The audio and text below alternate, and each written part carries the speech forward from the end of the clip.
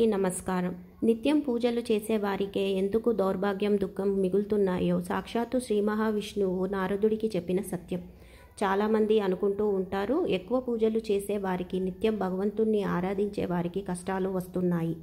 అసలు పూజలు చెయ్యని వారికి, పాపాలు చేసేవారికి అంతా మంచే జరుగుతుంది అని అనుకుంటూ ఉంటారు. అయితే ఒకరోజు ఒక భక్తుడు శ్రీ మహావిష్ణువుని ప్రశ్నించాడు, స్వామి, ఎందుకు మీరు ఎక్కువ పూజలు నిత్యం మీ నామస్మరణంలో ఉన్న వారికే దుఃఖాన్ని ఇస్తున్నారు?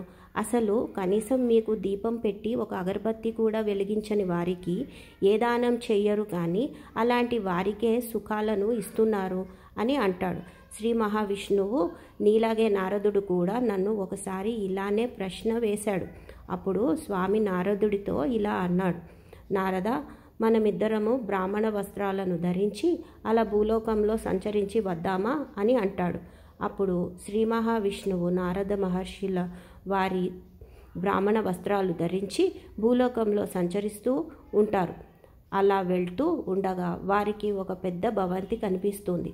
వారు అక్కడికి వెళ్ళి, ప్రభు, విష్ణువు ఇలా అన్నాడు, బాగా ఆకలిగా ఉంది, తినడానికి ఏమైనా ఇస్తారా అని అడగ్గా ఆ ఇంటి యజమాని అయిన సేటు బయటకి వచ్చి ఏంటి అని అడిగాడు. శ్రీ మహావిష్ణువు అంటాడు, మాకు బాగా ఆకలిగా ఉంది, తినడానికి ఏమైనా ఇవ్వగలరా అని అడగగా దానికి సేటు, మీ బాబు సొమ్ము ఇక్కడ దాచారా, ఇవ్వండి ఇవ్వండి అని అడుగుతున్నారు, వెళ్ళు వెళ్ళు అని అంటాడు. మేము యాచకులము, భిక్షం అడుగుతున్నాము, వెళ్ళు వెళ్ళు వెళ్ళండి అని బయటకి తోసేస్తాడు ఆ సేటు. నారదుడు శ్రీ మహావిష్ణువు చేతులను పట్టుకొని బయటకు తీసుకువచ్చి, సేటు అంత అవమానం చేశారు, అతన్ని మీరు ఏమీ అనలేదు, మీరు అతన్ని శపించండి అని కోరాడు. శ్రీ మహావిష్ణువు తన 2 చేతులను పైకి ఎత్తి, నీకు 4 వైపుల నుంచి ధనం రావాలి, నీ వ్యాపారం ఇంకా ఇంకా వృద్ధి చెందాలి, మీ ఇంట్లో సంపాదన పెరగాలి అని వరాన్ని ఇచ్చారు. అప్పుడు నారద మహర్షి శ్రీ మహావిష్ణువు చేతులను పట్టుకొని ఇలా అన్నాడు, మిమ్మల్ని తిట్టి వెళ్ళిపోమన్నారు, అన్ని మాటలు అని అంతగా అవమానించి పంపితే మీరేమో లక్ష్మీ వృద్ధి చెందాలి అని అంటారేంటి స్వామి అనగా దానికి స్వామి, పద నారద వెళ్దామంటాడు. అలా వారు ముందుకు వెళ్తుండగా ఒక పూరి గుడిసె కనిపించింది. అక్కడ ఒక ముసలావిడ కూర్చొని ఉంది. అక్కడికి వెళ్ళి, మాతా భిక్షం అని అడుగుతారు. తల్లి, మాకు ఆకలిగా ఉందమ్మా, తినడానికి ఏమైనా పెట్టమ్మా అని అడిగారు. అప్పుడు ఆ తల్లి, స్వామి, మా ఇంట్లో తినడానికి అయితే ఏమీ లేవు, నాకు ఒక ఆవు ఉంది, ఆ ఆవుకి నేను సేవ చేసుకోవడం వల్ల అది నాకు రోజు పాలను ఇస్తుంది, ఆ పాలే ఉన్నాయి, మీరు లోపలికి రండి అని వారికి ఆసనం వేసి కూర్చో అని చెప్పి వారికి పాలను తీసుకువచ్చింది. అప్పుడు నారదులు వారు, స్వామి, ఎంత మంచి తల్లి, మనల్ని ఆసనం వేసి కూర్చోబెట్టి తనకున్న దానిలో మన ఆకలిని తీర్చాలి అనుకొని పాలిచ్చింది, కానీ ఆ సేటు మాత్రం మనల్ని తిట్టి పంపాడు, ఆ తల్లికి ఆశీర్వాదం ఇవ్వండి అని అడిగాడు. శ్రీ మహావిష్ణువు తన 2 చేతులను పైకి ఎత్తి, త్వరలోనే నీ ఆవు చనిపోవాలి అని దీవించాడు. నారదుడు అంటున్నాడు, ప్రభు, మీ స్వరూపం నాకు నచ్చడం లేదు, ఆ సేటు అంతగా అవమానించి అతన్ని ఏమో ఇంకా ఇంకా ధనం వృద్ధి కావాలి అని దీవించారు, ఆ తల్లి దగ్గర ఉన్న ఒక ఆవు పాలను మీకు ఇచ్చి ఆకలి తీర్చితే ఆవు చనిపోవాలి అని దీవిస్తారా అని అంటాడు.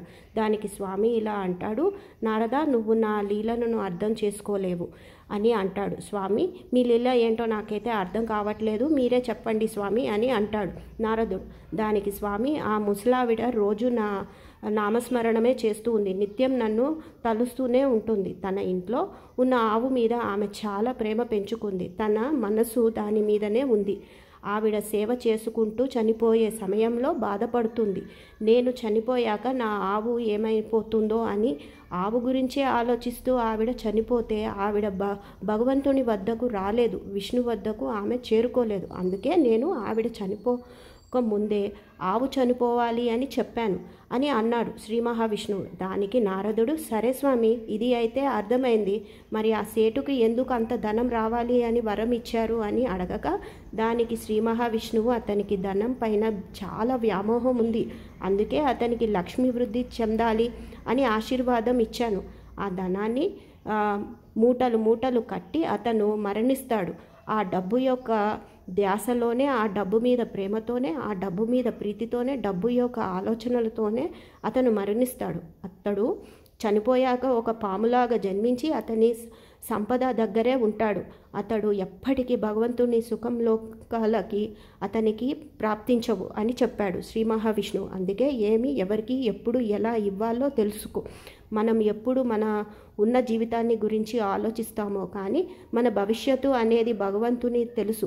అది భగవంతుని నిర్ణయం. కాబట్టి ఎన్ని కష్టాలు వచ్చినా భగవంతుని నిందించకుండా, భగవంతుని విడవకుండా సదాశైవ స్మరణ మంచి పనులు చేస్తూ ముందుకు సాగాలి. ఎప్పటికీ మీ వెంట దైవం ఉంటుంది.